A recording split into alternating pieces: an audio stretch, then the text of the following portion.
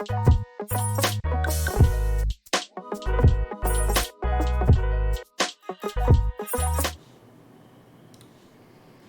everyone, I'm Matthew and today we're going to be showing you how we do our floating shoe shot.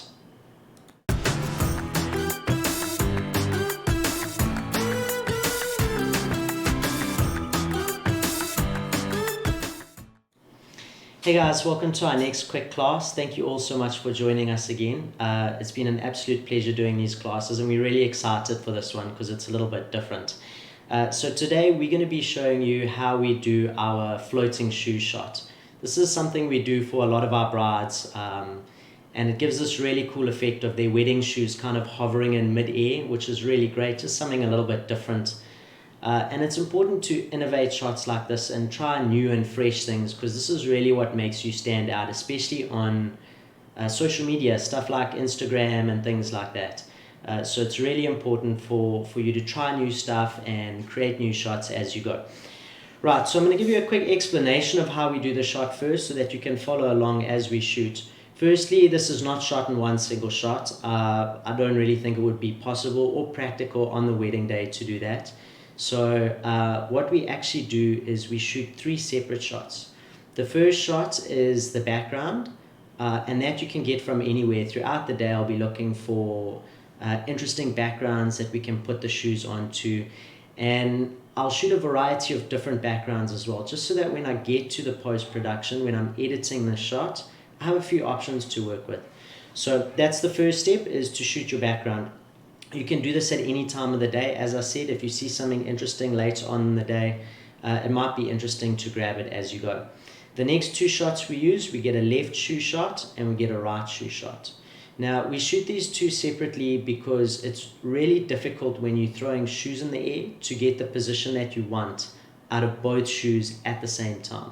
So for each shoe separately, I'm looking for a couple different options in terms of the position that they're in, sort of how they're rotating, what side of the shoe we're looking at, and this will depend on the shoe itself. You know, maybe it's got an interesting undersole. So I think is it Louboutins that have the red undersole.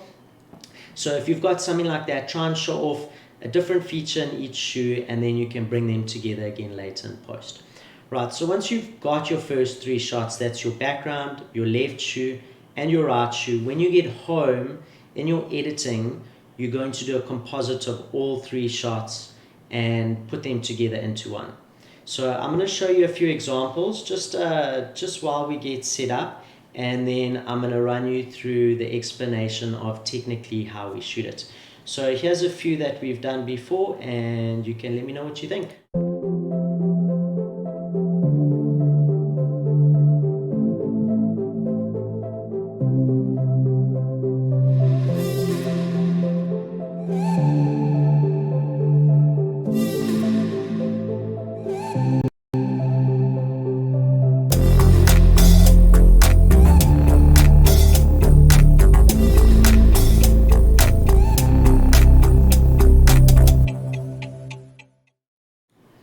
So those are some we've done before. I don't have high heels with me at the moment, so we're going to be using my personal favorite pair of sneakers. It's a red and white pair of Adidas Superstars, so I'm really excited to be showing you some stuff with that. Just in terms of the equipment we're using, camera-wise, I've got my Z7. I've got my 24 to 120 lens on. The reason I'm using a wider lens to show you today is just because of the space limitations we have here inside of our office. So on the wedding day, I should say, there's a variety of challenges that you might encounter in terms of getting this shot. So the reason I've used this lens, it's just easier to get in a little bit closer. I'm not dealing with space restrictions like I would with my 70 to 200. So camera-wise, Z7, 24 to 120, any wide angle will work though. And then lighting-wise, you have a couple different options. Today we're going to be working with, I've got one up here, is a Profoto B1, really amazing light. You can get these from DT Film Services. I have put a link to their website in the video description. The other option, something we use on the go, is one of these. It's a Profoto A1. So it's just a smaller, lighter version designed to be used on camera and off camera. So if you are working by yourself, you can ask somebody to just help you by throwing the shoes in, and you can have this on camera. You don't have to be using the B1. And then your last option with regards to lighting is a very bright natural sunlight. So the reason you need a very bright light is because you need to get a very fast shutter speed. And in order to do this, you need really, really bright lighting. So one of the big benefits with the ProPhoto A1 and B1 is both have the high speed sync. So both are HSS, and I can sync the flash up to a really high shutter speed, which is not something you can do with all flashes, but it definitely works with these. So let's get set up for our first shot. Basically what I'm going to do is I'm going to position myself, and he's going to hold the shoe where I want it to peak. So can I get one of those shoes quick? Thank you. So basically what you want is you don't want to catch the shoe when it's moving up or when it's coming down. You're going to get quite a bit of motion blur. You want to try and catch it at that peak, kind of when it hits zero gravity. So as it gets to the top, it slows down, and as it's changing direction, that's really the point you want to get it.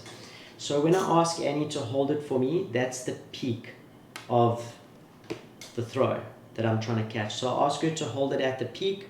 I'll pre-focus on the shoe so that I know it's in focus. Once I've got my focus locked, she can then throw the shoe into the shot, and I'll capture a few different variations of each shoe. So I think let's get started. I do have my camera tethered, so you should be able to see exactly, thank you very much, exactly what we're doing. This actually is a shot we shot earlier, but let's go on to it and I can get a few for you. Okay. Okay, so again, I'm getting Annie to hold the shoe in position. I don't know if you can see there. And that's going to be a little bit higher for me, please. That's going to be the peak of where the shoe's being thrown to. So ideally, you want to start the throw from low and you want it to stop. Now, something interesting about these shoes, it's a pretty straightforward sneaker shape, is the laces. So I want to be able to show that these shoes are in the air and that they're moving. So I want to try to get some lace movements as well. So what's going on? Let's take our first shot and do a test. Okay, I've got my focus locked. You can throw. And let's check that. We're coming up there. Okay, really nice. You can see Annie's thrown it a tiny bit high. So we're just gonna count for that a little bit lower for me. Let's see if let me refocus. There we go. Okay, good to go. And throw. Lovely. Let's see how this one comes out. That looks like I might have got the right timing.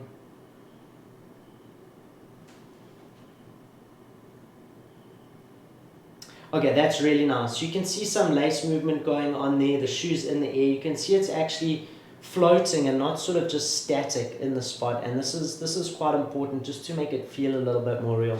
Cool, let's do another variation. But I want to see the front of the shoe where we see the lace. There we go, lovely. Hang on, let me get focus quick. Okay, focus is in, ready to go. And I'm going to go a bit wider. Let's do another one. I just need to focus again. Lovely, and go for it. And one more. Lovely. Okay, so let's see what we got there.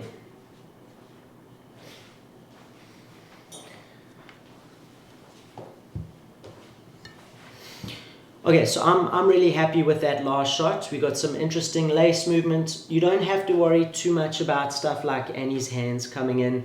We are going to remove the entire background afterwards. So that was right shoe. Let's go on to left. Let's get the left shoe. Let's do something a little bit different with the left shoe. Let's see if we can get it upside down. Flip it around the other way. There we go. And when you throw it, maybe like rotate it a bit so we can see a bit of the lace too. Okay, focus. That's great. And let's pop it. Awesome, another one. And one more a little bit higher. Ooh. Just let the flashy start. There we go.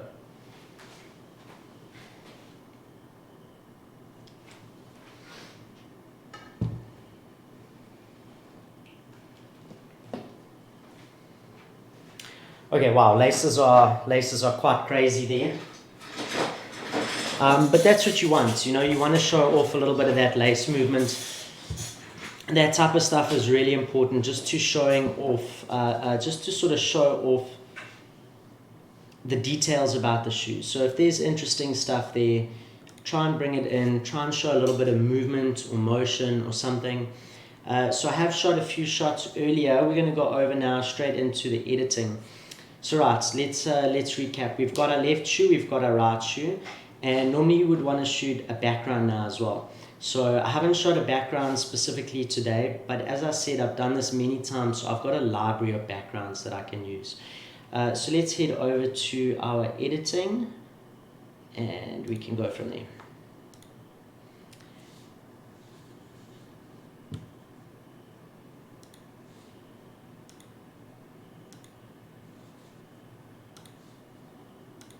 Okay, so I've got all three shots open here in Photoshop. So that is our left shoe that we shot earlier, that's our right shoe, and this is the background that we're going to be using.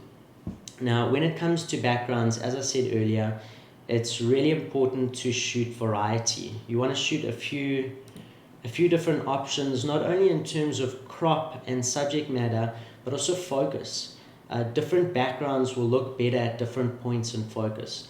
So this background I've purposefully shot slightly out of focus because you want to bring the eye's attention to the shoes. And normally when I shoot a background like this, I'll do a perfectly sharp version, slightly out of focus, a little bit more out of focus, and then completely out of focus. It doesn't cost you any extra to do it on the day, and when you get into post-production, you have a lot more options available to you in terms of editing. Okay, so let's get started. So the first thing we're going to do is we're going to copy each shoe image over onto the background. Let me bring that up for you. Okay, so now we've got Photoshop open. We have one image here with three different layers. We've got our background layer, we have our first shoe, and our second shoe. Your next job is to go in and just resize the images to sort of where you want them to be. Let's go in and drop the size there.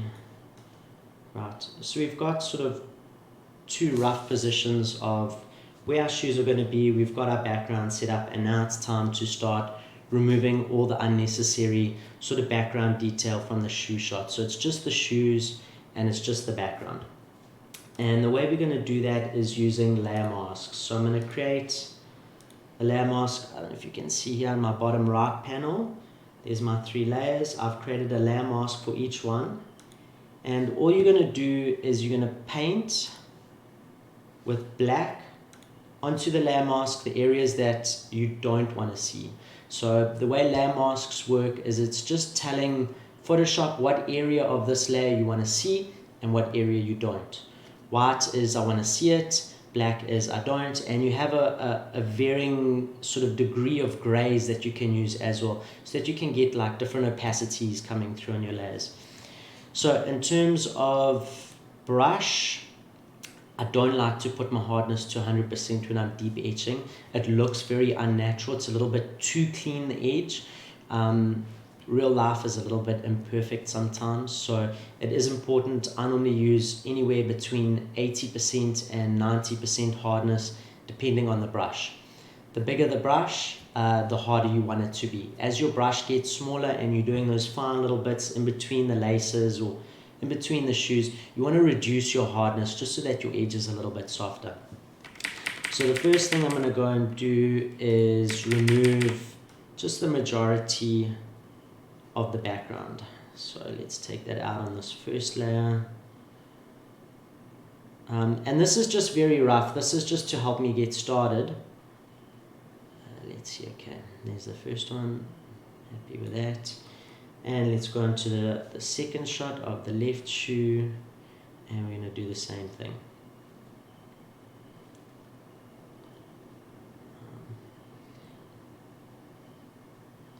So I haven't done this the whole way around yet, because before we get started, I just want to look at positioning.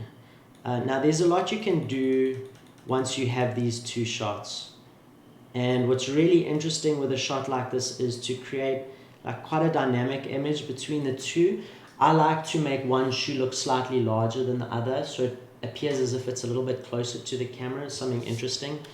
But you can sit and sort of play and do whatever you want. So there we go. You can see that now this right shoe feels like it's a little bit closer, and the shoes are kind of falling at different levels. And you can play with rotation and all sorts of stuff, and just go by eye and see what works for you. Okay, so deep etching itself, it will take a little bit of time. So I'm not gonna make you watch me deep etch for the next 20 minutes. I'm gonna show you a few of the finer details quick, and then we pre-edited one of these shots so that we're gonna show you from there. So let me just show you a couple. There we go. Okay, so when you're going around the big edges, I find it's quite important to use a bigger brush. It makes your job a lot quicker and smoother and more efficient. So we're going to start here. Oh, that's maybe a little bit too soft. Let's go back there. And you can see as I go around, I'm just hitting the edge of that shoe as I go. Just touching it. You want a little bit of the feathering of the brush to go into the shoe so that it looks like a slightly soft edge, and that's just what makes it feel a little bit more real and natural and not like it's been entirely deep etched. And I'll go through this one click at a time. It is a little bit of a time consuming process, but the more you practice, the quicker you get. Okay, so you can see there I've got that nice clean edge now. It's starting to look real. I've removed the shoe background and we're going into the actual background. And you would go around the entire shoe, laces included, and just make sure you do a nice, neat, thorough job of removing all that additional background. Let me show you how it looks finished. So this is an example I did earlier today. It took me about 20 to 25 minutes just to remove all the backgrounds, position the shoes where I want them, and then go from there.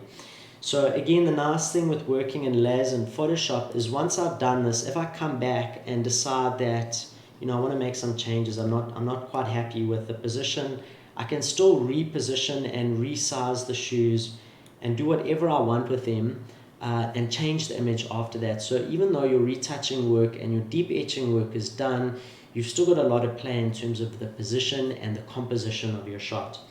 And again with the background, if you get to it and you feel like, these shoes aren't really working for this background, you can change. So you can see here I've got a variety of backgrounds. And it's completely up to you what you want to do with this.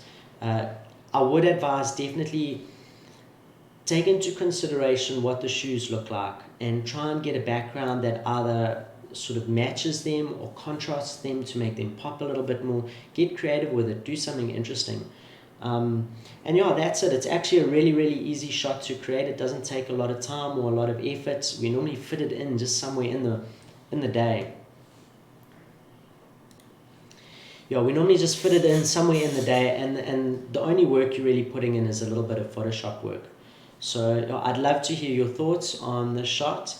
And let's see, are there any comments?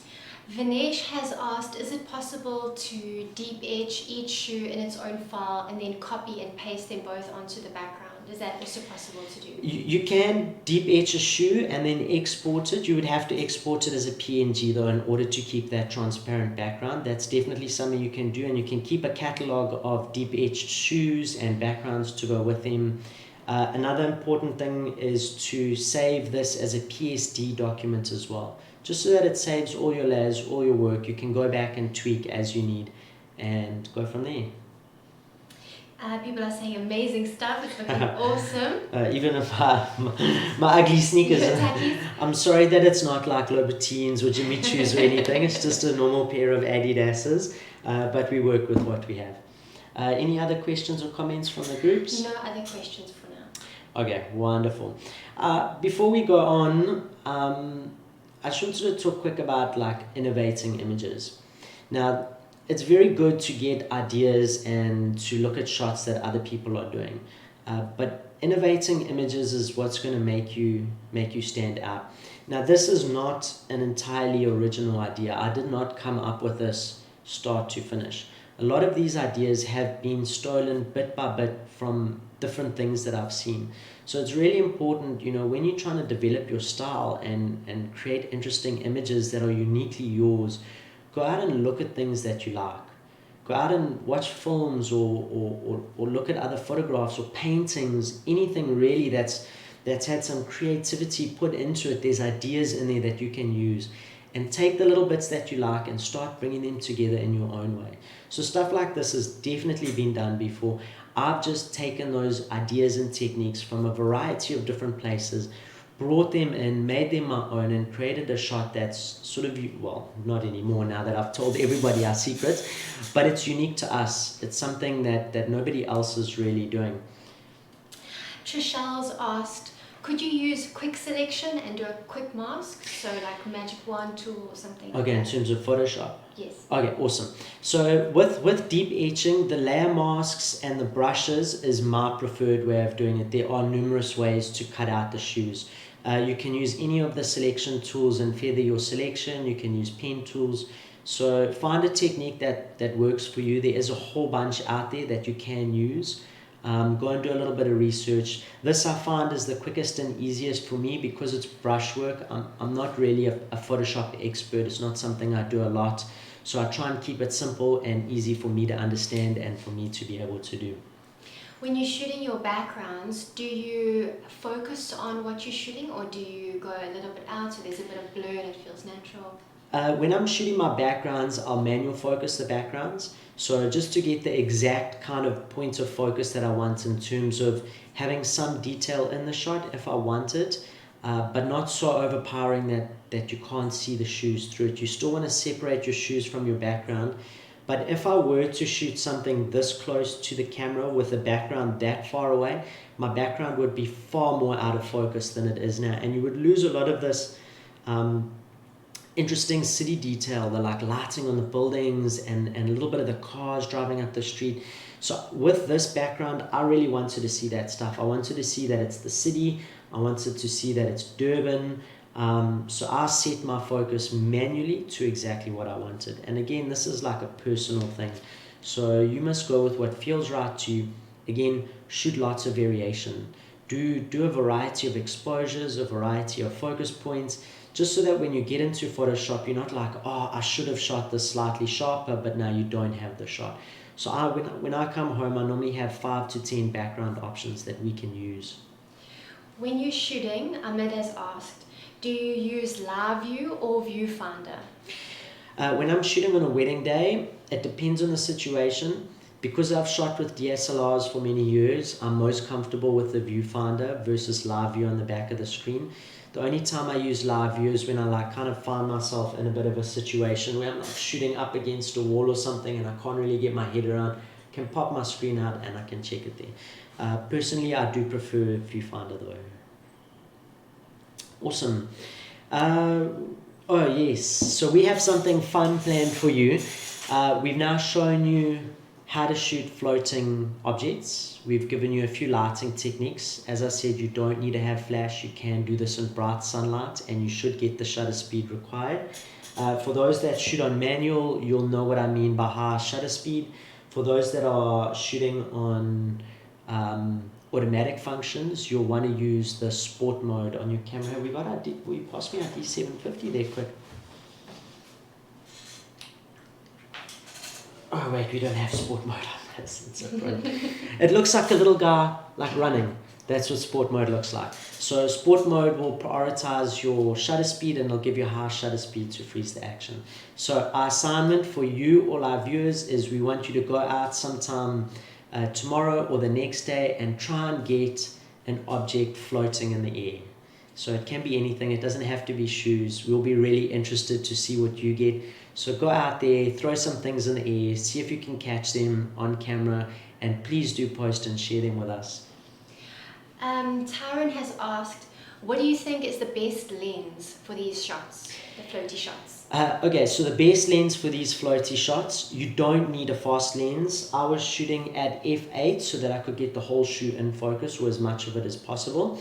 I would suggest a wider angle lens, something like a 24 to 70 or 24 to 120, something that's just very versatile and you can get in and work with whatever space you have on the day. But honestly, it really doesn't matter. We have shot this on a variety of lenses. I've used my 35mm, I've used my 70-200. The main thing is just give yourself a little bit of room in your frame so that your shoe can pass in and you can catch it quite easily. Because if you're a little bit too cropped in and the shoe's filling your frame, it's very hard to get it perfectly in frame. Rais has asked, what is your shutter speed? Okay, my settings for this shot were f8, 1/2000 of a second, and ISO 1000. Pro Photo B1 is set to full power. So your settings might vary depending on the light source that you're using. I know with the A1 it's a little bit less powerful than the B1, so I have to push my ISO up a little bit. During daylight it'll depend on the conditions, but you'll probably be somewhere between 1000th and maybe like an 8000th, depending on the rest of your settings. So it does vary from shot to shot, but you definitely want to be higher than 1000th of a second so that you can freeze that movement and you're not getting too much motion blur. Insaf has asked, what is the hashtag for the assignment? I think we can probably call it hashtag MQuickClass assignment. Yeah, you can just MQuickClass is perfect. You can hashtag it there and post it, or you can put it up on the WhatsApp group if you like. Awesome. So if there's no other questions, I'm really happy with how this came out. I'd love to hear your thoughts on the group, and I'd love to see some of you have a go at it. Going back to the innovation of images thing, what's really important is, if you're shooting as a professional, you don't want to be like messing around on the wedding day. Try and come up with some cool ideas for pictures, test them at home, see how they work. Any new idea or fresh idea that you're going to be tackling will require, there's going to be some teething problems. There's going to be some mistakes that you make. So it's always fun to sit at home, experiment with new shots. We're always experimenting with stuff we haven't tried before. Make your mistakes, learn your lessons, and then when you go out and you're shooting for a client, you've got this really interesting creative shot that's very much you and your own, no one else is doing it, and you have something there to post. So yeah, I look forward to seeing everyone's assignments, and all the best. It's not an easy thing to catch something. You're going to have to take quite a few shots to get it right. But thank you all so much for joining us, and we look forward to having you at our next class. Take care, good night.